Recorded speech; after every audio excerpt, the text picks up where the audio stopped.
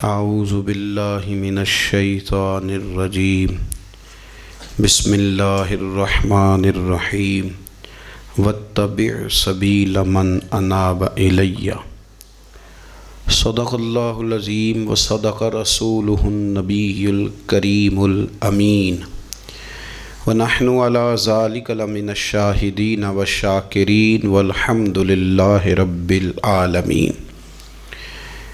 ان اللہ وملائکتہ یصلون علی النبی یا ایہا الذین آمنوا صلوا علیہ وسلموا تسلیما۔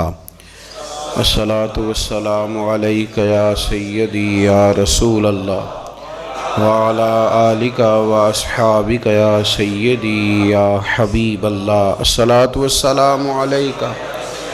یا سیدی یا نبی اللہ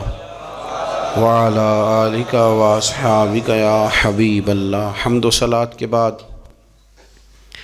22 جمادی الثانی امیر المومنین خلیفۃ المسلمین، اور یہ غور کرنے والے لفظ ہیں کہ افضل البشر بعد الانبیاء، خلیفہ اول بلا فصل حضرت سیدنا ابو بکر صدیق رضی اللہ تعالیٰ عنہ کا یوم وصال ہے۔ دنیا کے اندر کچھ لوگ ایسے ہوتے ہیں جو ہر معاملے میں قائد اور لیڈر ہوتے ہیں، جن کا درجہ ہمیشہ امامت کا رہتا ہے، جو لوگ دنیا کے اندر ہمیشہ مقتدا اور پیشوا کی حیثیت سے جانے اور پہچانے جاتے ہیں۔ اور دو قسم کی دنیا کے اندر قیادتیں ہوتی ہیں۔ ایک قیادت ہوتی ہے سیاسی، انقلابی، ملی، قومی، ایک قیادت ہوتی ہے روحانی، ایک قیادت ہوتی ہے فکری، ایک قیادت ہوتی ہے اس طرح کی کہ بندہ کچھ کر جائے اور لوگ اس کے پیچھے پیچھے چلیں تو ان کی تربیت ہوتی رہے، وہ یقین کامل کی دولت بانٹتا رہے، اس کو دیکھنے والے، پڑھنے والے، سننے والے جب بھی اس کے قریب جائیں ان کے اندر کو ذوق ہی بیدار ہو، جب بھی اس کو سنیں، اس کو دیکھیں تو ان کی طبیعت میں کوئی نیا نکھار ہی پیدا ہو۔ حضرت ابو بکر صدیق رضی اللہ تعالیٰ عنہ کی قیادت کا عجیب رنگ ہے کہ اگر ملی، قومی، عالمی قیادت والے ان کے پیچھے چلیں گے تو انہیں بھی بڑی خیرات ملے گی۔ وہ دلیر لیڈر، وہ دلیر رہنما کہ جنہوں نے منکرین زکوٰۃ کے معاملے میں اور عقیدہ ختم نبوت کے تحفظ کے لیے یہاں تک اعلان کر دیا کہ بھئی یہ کام میں ضرور کروں گا، چاہے میں مدینہ شریف میں اکیلا رہ جاؤں مدینہ منورہ میں، اور جنگل کے درندے آ کے میری بوٹیاں نوچ کے لے جائیں،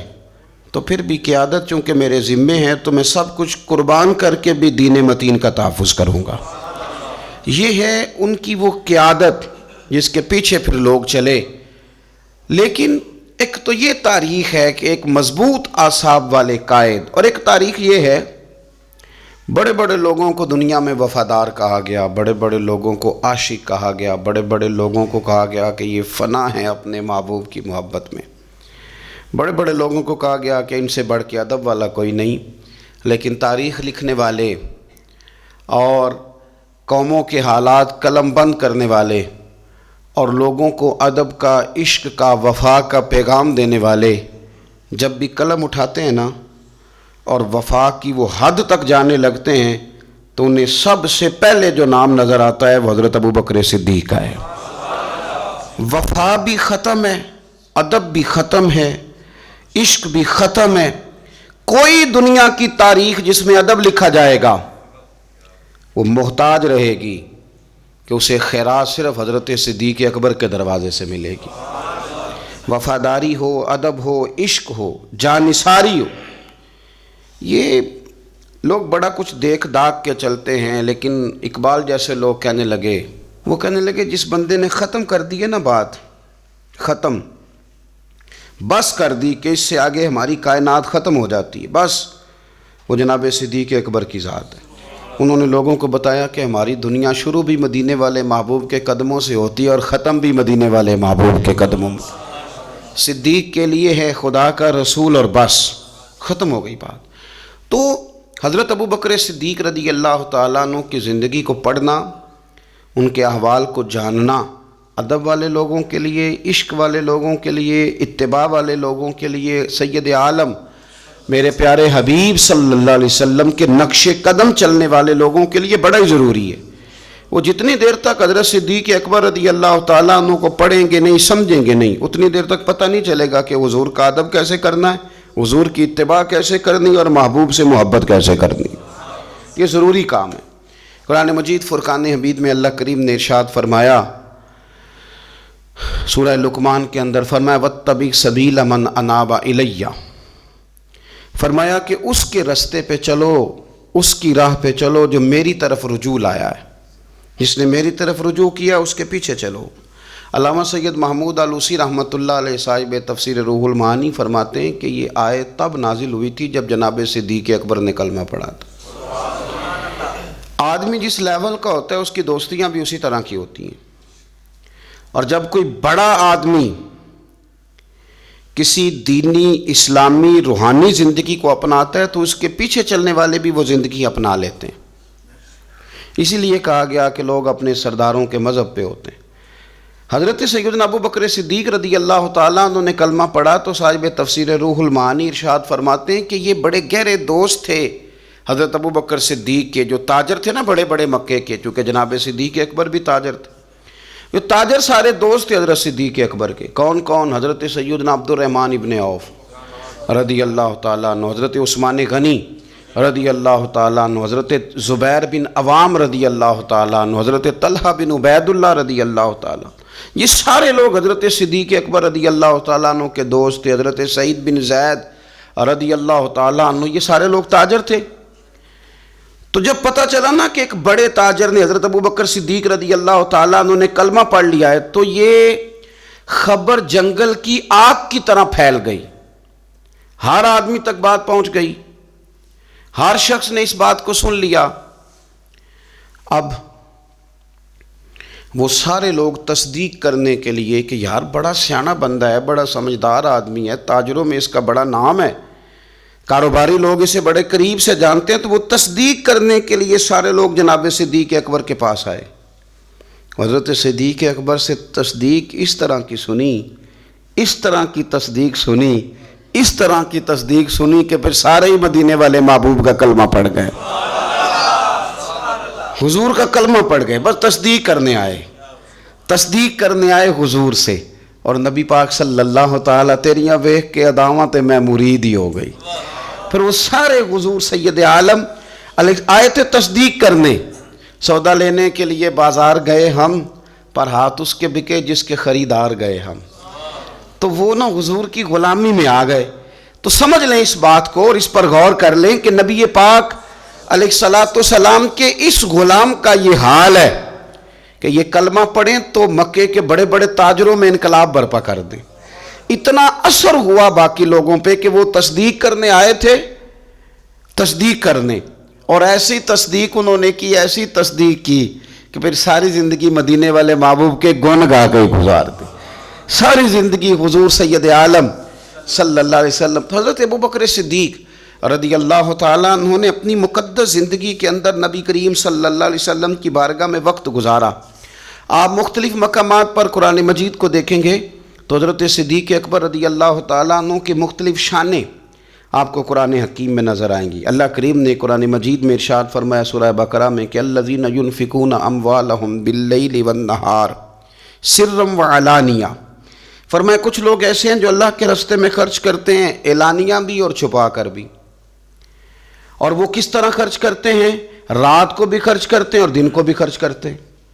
اعلانیہ بھی، چھپا کے بھی، دن کو بھی، رات کو بھی۔ تو یا اللہ ملے گا کیا؟ فرمایا فَلَهُمْ أَجْرُهُمْ عِنْدَ رَبِّهِمْ، ان کا اجر ان کے رب کے پاس ہے،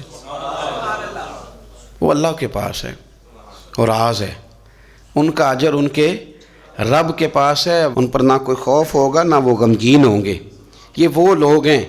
جو رات کو بھی خرچ کرتے ہیں، دن کو بھی خرچ کرتے ہیں، اعلانیہ بھی خرچ کرتے ہیں، چھپا کے بھی خرچ کرتے ہیں۔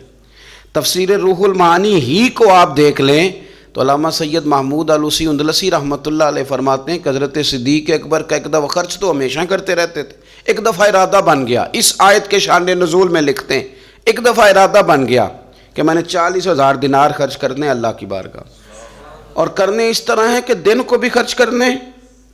اور اگر کوئی آدمی رات کو لینا چاہے تو اسے یہ نہ محسوس ہو کہ یہ تو صرف اجالے میں دینے والے ہیں، اگر کوئی رات کی تنہائی میں لینے آئے گا تو اسے بھی دیں گے، خرچ کریں گے اللہ کے رستے میں۔ اور 10,000 دینار، 40,000 کل دینے تھے، 10 خرچ کیے دن کو، 10 خرچ کیے رات کو، 10 اس وقت خرچ کیے جب ساری دنیا، اعلان ہوتا ہے نا چندے کا تو سارے دے رہے ہوتے ہیں، 10 اس وقت خرچ کر دیا 10,000 دینار، اور پھر 10 چھپا کے خرچ کیا،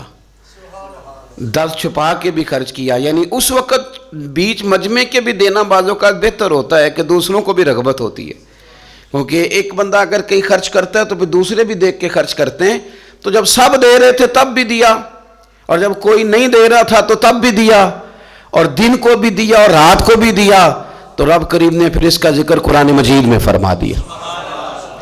تو حضرت ابو بکر صدیق رضی اللہ تعالیٰ عنہ کی حیات مبارکہ کو آپ پڑھیں، اس پر آپ غور کریں، تو ایک مقام نہیں درجنوں مقامات آپ کو ایسے ملیں گے۔ اسی طرح امام فخر الدین رازی رحمۃ اللہ علیہ تفسیر کبیر میں فرماتے ہیں کہ یہ جو آیت ہے نا، ان الذین قالوا ربنا اللہ ثم استقاموا تتنزل علیہم الملائکہ، بے شک وہ لوگ جنہوں نے کہا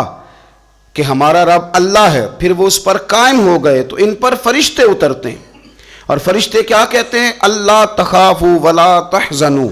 خبردار خوف نہ کرو، غم نہ کھاؤ، وَأَبْشِرُوا بِالْجَنَّةِ الَّتِي كُنْتُمْ تُوعَدُونَ، اور خوش ہو جاؤ اس جنت پر، تمہیں خوشخبری دینے آئے ہیں اس جنت کی جس کا رب نے تمہارے ساتھ وعدہ کیا ہے۔ تو امام راضی کہتے ہیں یہ جو کہا نا کہ وہ لوگ جنہوں نے کہا اللہ ہمارا رب ہے، پھر وہ ڈٹ گئے، پھر ان پر فرشتے اترے اور فرشتے خوشخبری دینے کے لیے اترے، فرمایا یہ بھی حضرت ابو بکر صدیق کی شان میں نازل ہوئی ہے۔ اس لیے کہ حضرت صدیق اکبر نے اس وقت کلمہ پڑھا تھا جب کوئی اور کلمہ نہیں پڑھتا تھا، پہلے مسلمان حضرت صدیق اکبر آزاد مردوں میں سے پہلے مسلمان، آپ نے کلمہ پڑھا، رش دیکھ کے تو بھائی عام جگہ پہ بھی بڑے لوگ آ جاتے ہیں، لیکن تنہائیوں میں، ابتدا میں، بالکل شروع میں جس ہستی نے صرف جلوہ والضحیٰ دیکھا، آج لوگ بڑے جمہوریت پسند ہیں کہ ساری دنیا جدھر جائے گی ہم نے ادھر جانا ہے، جدھر رش زیادہ ہوگا اس وقت ہم چلیں گے، لیکن حضرت ابو بکر صدیق رضی اللہ تعالیٰ عنہ اس وقت کلمہ پڑھا جب اسلام پر تنہائیاں تھیں، غربتوں کا دور تھا۔ انہوں نے یہ نہیں دیکھا کہ ساری دنیا کدھر ہے، انہوں نے یہ دیکھا کہ میرے محبوب کی رضا کدھر ہے، اور پھر اس پر انہوں نے تکلیفیں برداشت کیں، تکلیفیں پلیٹ میں رکھ کے نہیں غلامی مل جایا کرتی، تکلیفیں برداشت کی، مار بھی کھائی، مال بھی دیا، تکلیف بھی سہی، تانے بھی سہے، باتیں بھی سنی، قبیلے کے اندر سے بھی مخالفت ہوئی، باہر سے بھی مخالفت ہوئی، وہ ڈٹے رہے۔ تو رب فرماتے جب یہ ڈٹ گئے نا تو پھر میں نے بھی ان کی مدد کے لیے فرشتے نازل کر دیے، پھر اللہ تبارک و تعالیٰ نے انہیں کوئی لاوارث نہیں چھوڑا، پھر ان کی مدد اللہ نے اپنے فضل سے فرمائی۔ تو حضرت صدیق اکبر رضی اللہ تعالیٰ عنہ کی مقدس حیات مبارکہ، اس پر بے شمار فضائل میں آپ کو احادیث ملیں گی، بے شمار آپ کو آیات بینات ملیں گی۔ سمجھنے کی چیز یہ ہے کہ ان کی زندگی کو دیکھا جائے، پڑھا جائے۔ میں نے بڑا غور کیا ہے، جتنا کو میرا محدود سا مطالعہ ہے، جتنا کو میں فہم اور علم رکھتا ہوں، میں نے بڑا غور کیا ہے اور بڑی باریکی سے کیا ہے، اور ان کی زندگی کے شب و روز کو بار بار پڑھا ہے، اور وہ جتنے پیچ و تاب ہیں ہجرت سے لے کر بدر تک اور بدر سے لے کر فتح مکہ تک، ہر میدان، ہر جگہ، ہر کوچہ، ہر نگر، تو ایک ہی بات سمجھ میں آئی ہے کہ جس طرح پروانہ چراغ کے گرد گھوم کے زندگی گزار دیتا ہے، گھوم کے زندگی گزار دیتا ہے، روشنی جہاں نظر آتی ہے تو پروانہ ساتھ ہی نظر آتا ہے، کہیں اور دکھائی دیتا ہی نہیں۔ اسی طرح میرے پیارے حبیب نبی کریم صلی اللہ تعالیٰ علیہ وسلم کی نبوت کی روشنی کے گرد جو پروانہ دیوانہ وار ہمیں نظر آتے ہیں ان کا نام حضرت ابو بکر صدیق ہے۔ حضور کی رضا کو پا لینا، حضور کیا چاہتے ہیں اس چاہت کے مطابق کوشش کرنا۔ جس نے میرے نبی پاک علیہ الصلوۃ والسلام کے ساتھ عداوت رکھی اس کے ساتھ عداوت رکھنا، اسے اپنا دشمن جاننا۔ جس کے ساتھ میرے نبی کریم صلی اللہ تعالیٰ علیہ وسلم کی غلامی کا رشتہ ہو گیا، جو حضور کا وفادار ہو گیا، اس کے ساتھ دست شفقت پھیرنا، اس سے پیار کرنا۔ حضور صلی اللہ علیہ وسلم نے خود فرمایا کہ میری امت پر سب سے زیادہ نرمی کرنے والے ابو بکر صدیق ہیں۔ اس کے ساتھ محبت کرنا، اس کے ساتھ پیار کرنا، اپنی ظاہری زندگی کو، اپنے وجود کو، اپنی خواہشات کو، اپنی اولاد کو، اپنے تعلق کو، سب کو پیچھے رکھ کے سب سے آگے اپنے محبوب کی ذات کو رکھنا۔ یہ کمال صرف حضرت صدیق اکبر ہی کو حاصل ہے۔ لوگ عمل کرتے ہیں پر مزیدار نہیں کرتے، چل پڑتے ہیں پر پورا نہیں چلتے، رشتہ بناتے ہیں پر سوچتے ہیں کہ اتنا ہی کافی ہے، اتنی زیادہ وفا اور اتنی زیادہ پیچھے چلنے کی کیا ضرورت ہے۔ لیکن حضرت ابو بکر صدیق رضی اللہ تعالیٰ نے جو رشتے بنائے، پھر وہ رشتے نبھائے، پھر انہوں نے حضور کی اس غلامی کو نبھا کے دکھایا۔ کلمہ پڑھا۔ ہمارے ایک بزرگ فرمایا کرتے تھے ابو بکر نے دوستی لگائی تھی مکے میں اور جوان کرائی بدر و احد خندق میں، اور فرماتے ہیں ساتھ نبھائی ہے قبر میں بھی۔ پانی پرنا سہیلیاں تے رنگا رنگ کڑے، او بھائی اسی تے پریا اس دا جانیے جس دا توڑ چڑھے۔ اور بڑی احتیاط کے ساتھ، بڑی احتیاط کے ساتھ، بڑی احتیاط کے ساتھ، اگر انہوں نے کبھی مشورہ بھی دیا نا، ایک جنگ کے موقع پہ حضور نے مشورہ مانگا تو عرض کی حضور آپ جیسے حکم کریں گے ہم ویسے ہی حاضر ہیں۔ اگر کبھی مشورہ مانگا بھی تو انہوں نے بڑا محتاط ہو کے بڑی احتیاط سے، کوئی زیادہ رائے نہیں، اس لیے کہ جس سے پر اعتماد زیادہ ہوتا ہے اس کی ذمہ داری بھی زیادہ ہوتی، جس سے محبت زیادہ کی جاتی ہے اس کی ڈیوٹی بھی زیادہ ہوتی۔ سب سیاں رل پانی نو چلیاں، کوئی مڑ سی پر کے، تو جنہاں نے پر کے سیر تے چایا او قدم رکھن ڈر ڈر کے۔ انہیں پتہ تھا مجھ پر اعتماد زیادہ ہے، تو ان کی ذمہ داریاں، اس کا انہیں احساس، وہ ہر جگہ۔ یار بات کو سمجھو نا، اگر مدینے میں کوئی جنازہ ہے تو ابو بکر صدیق اس میں بھی پہلے نظر آتے ہیں، اگر مریض کی عیادت کرنی ہے تو صدیق اکبر اس میں بھی پہلے نظر آتے ہیں، اگر کسی جگہ کسی غریب کی مسکین کی خدمت کرنی ہے تو صدیق اکبر وہاں بھی پہلے نظر آتے ہیں، اور میرے مدینے والے محبوب نماز پڑھانے کے لیے کھڑے ہوتے ہیں تو صف میں بھی پہلے نظر آتے ہیں۔ انہیں پتہ تھا کہ جنہاں نے پر کے سر تے چایا اور قدم رکھن ڈر ڈر کے، بڑی ڈیوٹی کی، بڑی ڈیوٹی، آخر دن تک ڈیوٹی کی اور کھول کے کی۔ اور حضور سید عالم صلی اللہ تعالیٰ علیہ وسلم کے وصال ظاہری کے بعد بھی حضور کے دین سے، حضور کی اولاد سے، حضور کے صحابہ سے، نبی کریم صلی اللہ تعالیٰ علیہ وسلم کے مشن سے انہوں نے وفاداری والی ڈیوٹی کی۔ اور ابو بکر صدیق رضی اللہ تعالیٰ عنہ کو جب نور والے کفن میں لوگ تدفین کے لیے اٹھا رہے تھے، اور جب ان کی اس وصیت پر عمل کیا جا رہا تھا کہ مجھے نا فوراً نہ میری قبر کھودنا حضور کے ساتھ، پہلے پوچھ لینا، پہلے گواہی لے لینا، پہلے او لے سجنا اساں توڑ نہیں پائی، اساں جان دیتی راہ تیرے۔ حضرت ابو بکر صدیق رضی اللہ تعالیٰ عنہ نے اپنی زندگی وفاداری والی گزاری۔ دعا کریں ہم نے بھی جہاں لگائی ہے نا ہماری نبھ جائے، ہمارا نہ کسی جگہ کوئی ایسا معاملہ نہ بن جائے، ہم نہ نبھانے کے قابل ہو جائیں، کچھ ایسا نہ ہو جائے کہ جس میں معاملہ تکلیف والا ہو، ہم نہ طے کر جائیں۔ بڑی بڑی آندھیاں آتی ہیں، بڑے بڑے طوفان اٹھتے ہیں، بڑے بڑے دھوپ چھاؤں کے معاملات ہوتے ہیں۔ دعا کرو کہ جہاں جہاں ہم پر اعتماد کیا جاتا ہے، پیار کیا جاتا ہے، ہم اسے نبھا سکیں۔ میرے رسول کریم صلی اللہ تعالیٰ علیہ وآلہ وسلم کے اس غلام نے ڈیوٹی اس ترتیب سے دی کہ مشکات میں حدیث ہے، ذرا انداز دیکھیے گا اس روایت کا، ان کی نیکیاں کس طرح گنی جائیں۔ یعنی حضرت ابو بکر صدیق رضی اللہ تعالیٰ عنہ کی عظمت شروع کہاں سے کی جائے، اس عظمت کے لیے عنوان کہاں باندھا جائے، ان کی زندگی کا کون سا پہلو ہے جس کا تذکرہ چھیڑا جائے اور ان کی وفا کا ذکر کیا جائے، ان کی اتباع کا ذکر کیا جائے، ان کی غلامی کا ذکر کیا جائے، ان کے فنا فی الرسول صلی اللہ علیہ وسلم ہونے کا ذکر کیا جائے، کہاں سے بات شروع کی جائے؟ میں نے تفسیر روح البیان دیکھ رہا تھا، یعنی کچھ باتیں ایسی ہیں کہ یہ موقع نہیں تھا یار، یہاں یہ والی باتیں تو نہیں نہ ہوتی. یعنی اماں جب لاڈ سے پتر سے بات کرتی ہے تو روٹین میں کرتی ہے نا، گھر میں بیٹھے کتنا پیارا ہے میرا بیٹا، میرا پتر بڑا بیبا ہے، وہ گھر میں لاڈ سے بات کرتی ہے. جب وہ سفر پہ انسان جا رہا ہو یا کوئی ایمرجنسی حالات ہوں تو اس موقع پر لاڈ کی باتیں نہیں ہوتی، اس موقع پر بڑی میٹھی، بڑی شستہ، بڑی الگ تھلگ باتیں نہیں ہوتی. علامہ اسماعیل حقی رحمۃ اللہ علیہ تفسیر روح البیان کے اندر فرماتے ہیں کہ جنگ بدر کے اندر نا حضرت ابو بکر صدیق رضی اللہ تعالیٰ عنہ کے صاحبزادے، وہ پہلے بھی آپ نے سنا ہوا ہے، بڑی معروف بات ہے کہ وہ کافروں کی طرف سے آئے تھے لڑنے کے لیے، ابھی کلمہ نہیں پڑھتے تھے، بعد میں اللہ نے توفیق دی وہ بھی مسلمان ہو گئے. وہ کافروں کی طرف سے جب آئے اور انہوں نے للکارا انہوں نے، تو حضرت صدیق اکبر نے نا جلدی سے تلوار اٹھائی اور اٹھنے لگے، کہا یا رسول اللہ مجھے اجازت دیں میں اس کی گردن کاٹ کے لاؤں. تو حضور نے فرمایا ابو بکر آپ بیٹھ جائیے.